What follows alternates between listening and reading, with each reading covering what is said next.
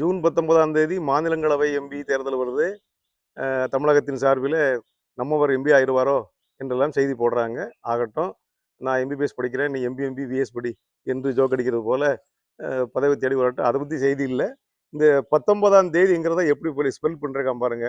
19 போட்டு ஒரு இந்து போட்டு தேதி போட்டிருக்கு. அதை நம்ம 19ஆம் தேதின்னு படிக்கணும். படித்து பழகிட்டோம். நம்ம செய்தித்தாளை தொடர்ந்து படித்தாலே அந்த வல்லினம் எங்கு மிகும் எங்கு மிகாதுங்கிறத தெரியாமலே போயிடும் கடைசி வரைக்கும். அவனுக்கு வேற ஒன்றும் இல்லை. இக்கு இச்சு போட வேண்டாம்னு வேண்டான்னா போட வேண்டிய அவசியம் இல்லை. அல்லது இக்கு இச்சு இத்து போட தெரியாட்டா பத்திரிக்கை வேலைக்கு போயிடலாம். அப்படிதான் இருக்குது.